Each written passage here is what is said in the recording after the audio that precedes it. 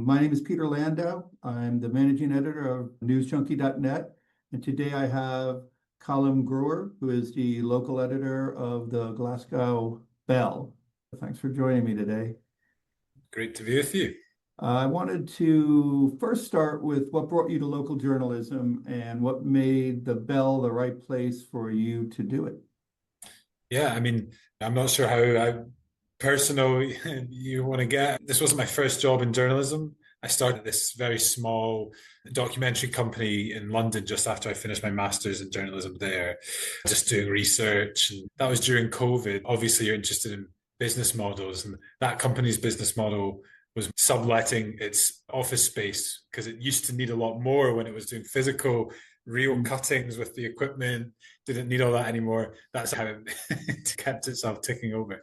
I left London, and when I got a job at BBC Scotland, that's what brought me back to Glasgow. I grew up in Scotland, so it was a really nice homecoming.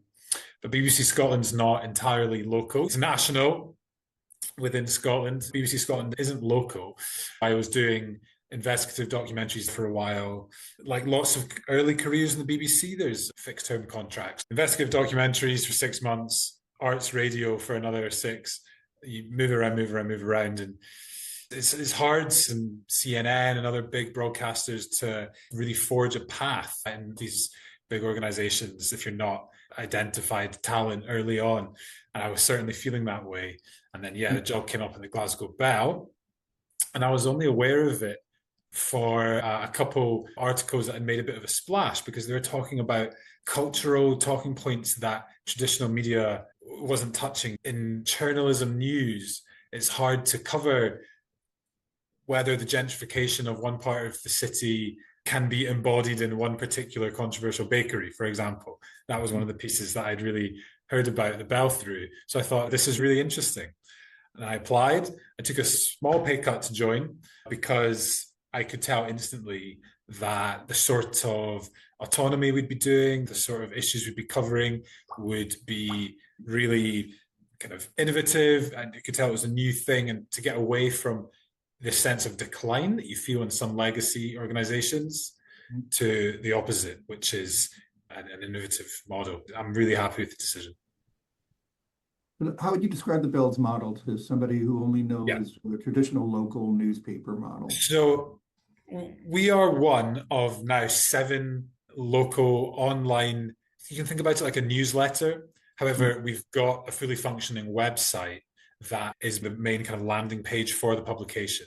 So it started in Manchester in England in COVID, when the CEO, editor-in-chief, started sending a newsletter of local stories to his friends, slowly grew it, and eventually thought, wow, people seem to really love this. I'm doing in-depth news, quality news, but focusing locally, because that's the sort of local journalism which has disappeared as the big conglomerates have been looking for clicks. Obviously, you can't go in depth if you're looking for clicks.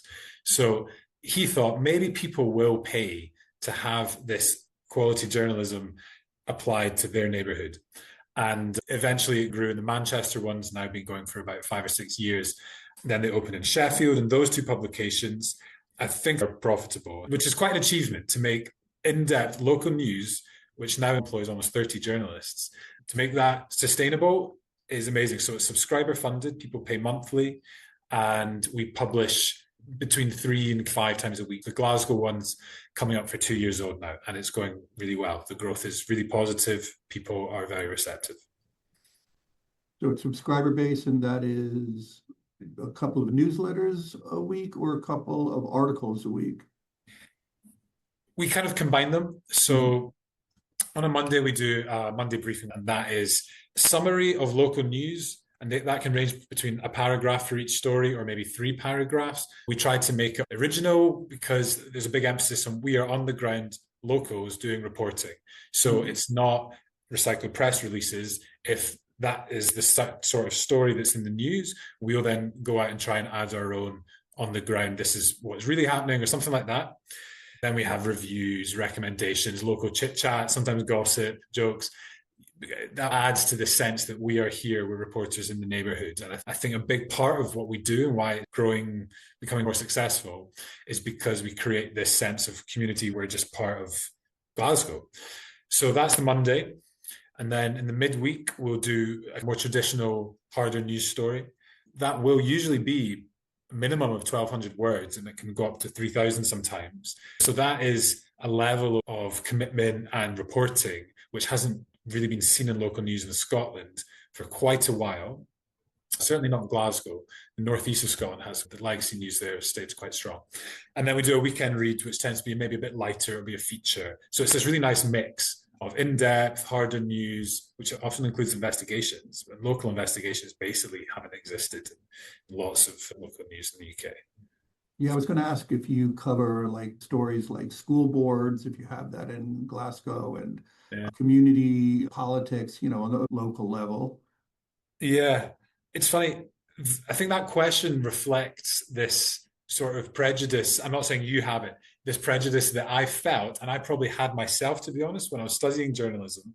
I think I certainly went into it thinking, yeah, cool, I'm going to be doing UK level, hopefully beyond UK level news, where it's about politics, it's about, who is making the big decisions, big business, etc. And I've actually become really bored of that news because most people cover it in the same way and say the same sort of things. I'm genuinely not just saying this because I represent a local paper.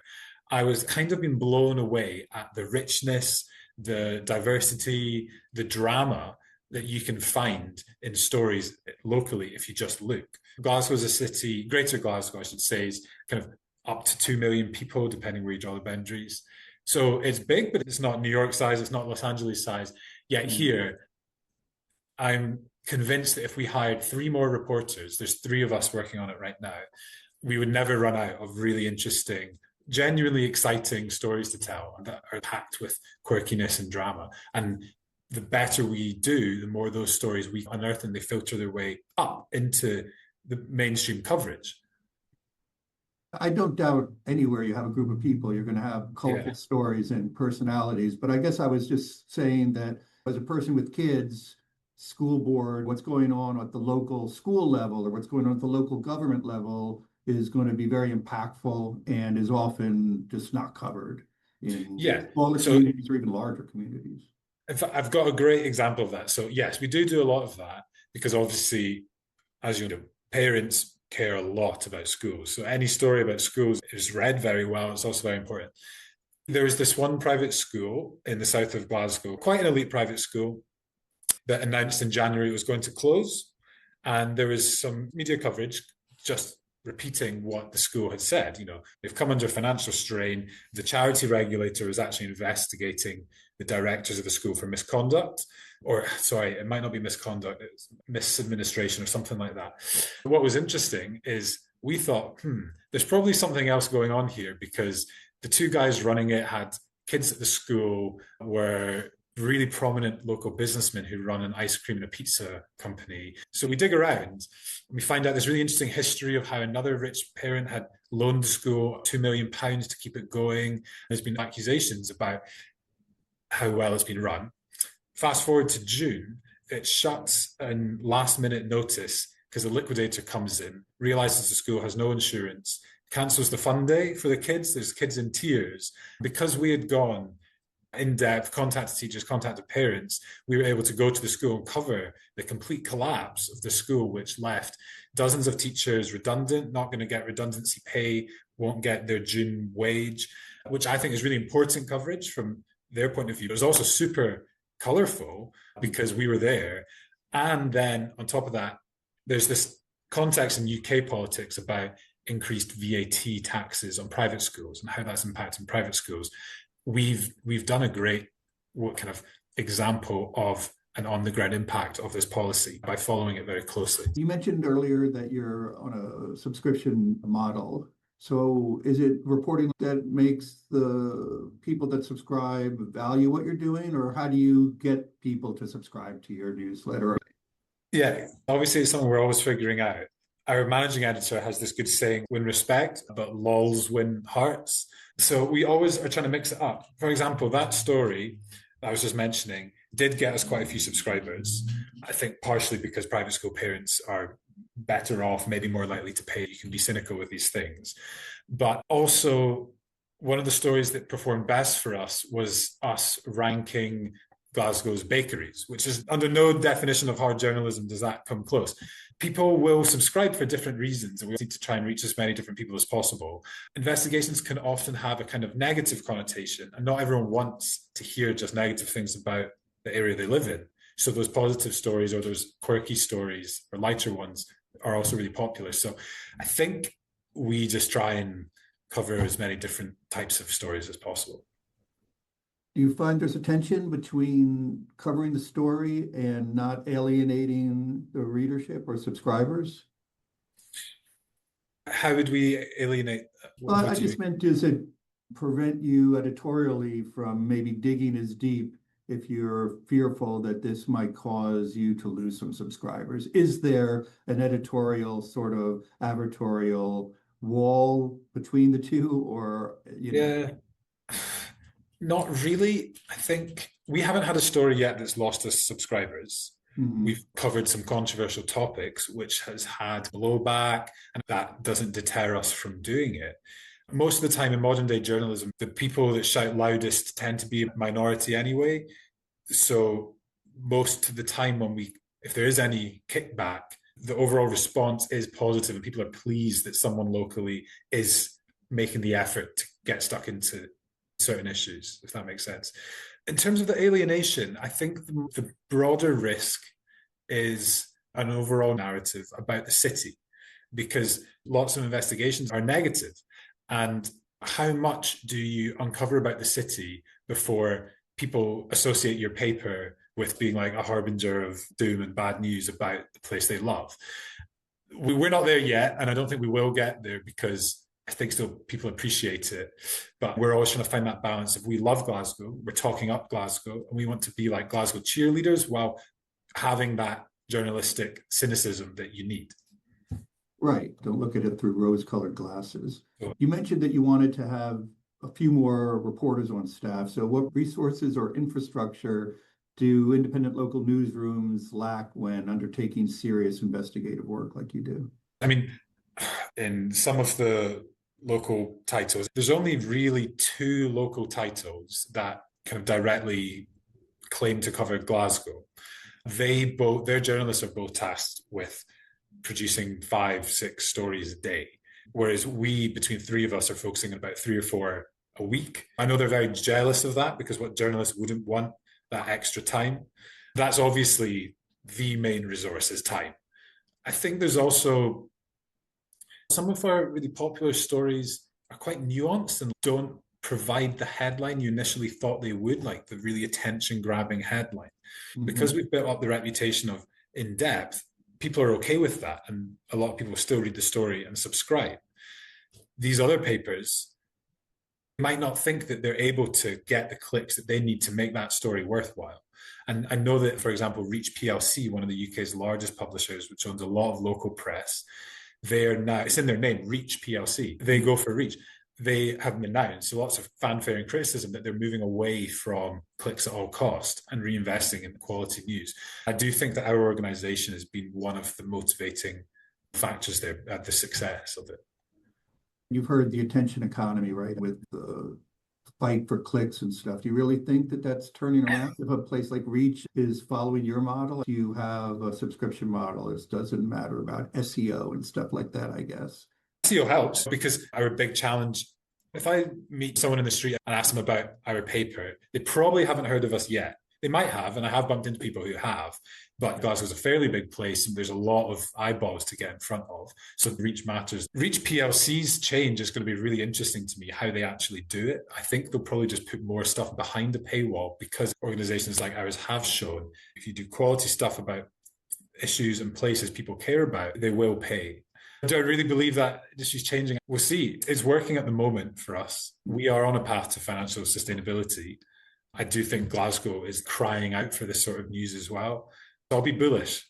Do you think because you are on the ground and you are local that you won't be negatively impacted by Reach's attempt to put stories behind the paywall, try to get subscribers that might subscribe to you? I feel like you have an advantage because you're embedded there. Yes. I do. They might take some, let's see. Yeah, I hadn't thought about them competing with us because we've made it our USP, right? So it's like they're not going to fully play our game, Mhm. I suppose. But I don't think it will be a massive issue in the midterm. Who knows long term?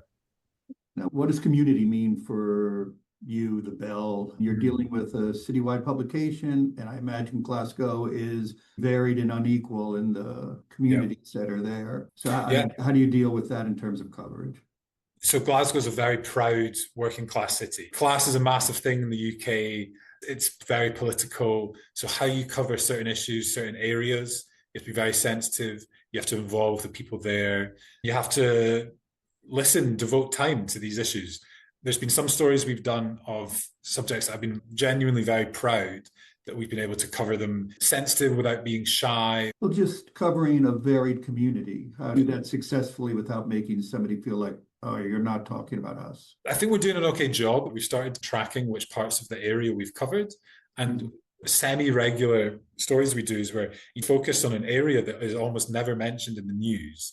Go there and see what people are talking about. People like that sort of story. There's one not too far from here about this wasteland of a park that's almost completely abandoned. But if you go there, you find a kind of alternative society of young teenagers who maintain dirt bikes there. They've built all these semi-permanent dens, and it's Mhm. great. That's flipping the narrative on an area which has had a pretty torrid reputation for the last 30 or 40 years. So we try and get everywhere. It's impossible to get everywhere. We do commission freelancers, and that's something we want to do more of as well. So if someone's got specific expertise or specific access to communities or areas that we want to report on, we'll try and get them in to write because it helps. And then I'd like to add, you know how I mentioned that private school, maybe the parents are more likely to pay. There's this idea that you're only going to get middle class and upwards people paying for journalism. But there's this news publication called The Digger, which has been going in Glasgow, North Glasgow specifically, since around 2000, and has been almost exclusively reporting on crime in that area, organized crime right down to speeding offences, and charges £2 per week, which is almost exactly the same monthly subscription as us, and has maintained the editor a living for the last 25 years. People of all classes pay for news they care about in their area. The crime blotter has always been one of the most successful journalistic genres. What about the Bell? The Bell is locally focused, but belongs to a wider media network. What are the benefits of combining your local editorial knowledge with the shared organizational infrastructure of the larger company? We've had a lot of conversations about that, about how we could tailor and input to strategy locally. I think between the 7 different cities that have one of our newsletters, I think each of them have different flavors, which reflects the readership of those cities. So we do have different feels, different coverages, and mainly it's just very positive that we're able to draw on their resources. There's central editorial help, and there's an investigations editor, because we wouldn't be able to have that just on our own here in Glasgow, or not yet at least. So that is a big plus. But obviously, yeah, especially with the whole Scotland England thing, we do think a lot about how not involved, because we are involved with them, but I don't know how much input the central editors have on local coverage, but everyone's open-minded and respectful, and they're extremely skilled. So overall, they're very useful. Do they take a lot of the operational work away from you? Like, is it a shared infrastructure that supports all of these different news Yeah, sites? massively. That is a huge time saver. There's a kind of operations manager, and in Manchester, they hired now a guy who does events and social stuff. We're talking about community. Each of the titles tries to do at least a couple of events a year where you discuss local issues, or it's just a celebration, creating this idea that we're all locals, we all care about Glasgow and are happy to contribute to this paper. There are people that deal with that side of things, as well as simple things like the web writing software we use. There's always bugs, and I'm not a coder. That is a massive help. Although we're independent as an organization, we, the Bell, do benefit from the presence of a slightly centralized management team. That's a story I've heard repeatedly, which is why I brought up the question that these smaller local places are able to provide news that is not being given to the community. And the only way they're able to really sustain that is because they have this scale through a network. And it sounds like that's similar to what you guys are doing. I Yeah, don't I think work so. in your mouth, but that's what it sounds like. Yeah. As you say, it's the operational stuff which would drain a massive amount of resources. So looking into your crystal ball, like in 3 years, how would you like to see the Bell doing then that it cannot do now? The obvious one is staff members. There's 3 of us now. I think Glasgow easily justifies having 6 full-time members, reporters with different specialties, different interests, ideally from different backgrounds, that get access to different communities. That's number one, because then your in-depth coverage of that city becomes almost comprehensive and like must reads for the residents. And then the other big thing would be events. I think some of the events we've done have been wildly oversubscribed. People are desperate to have constructive moments to vent criticism. We got the council leader to come to our last event, and she's not known for making lots of public appearances. And I think that shows that we're creating this environment where people feel like they can come to have proper discussions. It was robust, don't get me wrong, but proper discussions where their voices are heard. We don't have the town hall tradition that you have in the States. And I almost see it as something like that. So the bigger we are, the more influence we have, the more frequent events we can do. Because I think people in Glasgow want to see the city improve. Before I let you go, Colin, is there anything that I've not touched on that you feel is important to let our readers know about? Just check us out. Some of the stories they can read for free. They're not all paywalled. Some are paywalled, some aren't. That's because of public interest reasons. I'm imagining a lot of your readers are interested in journalism as an industry. I do think that what Mill Media is doing and what the Bell is doing can be rolled out elsewhere. Who knows where the company will be in 5 years? It will be stateside. I don't know. There are huge opportunities here. The thing that has been motivating me is this atmospheric change between a message at places like the BBC that are doing huge cuts, redundancies, and something that's growing and moving towards sustainability. So I just say have faith and check it out.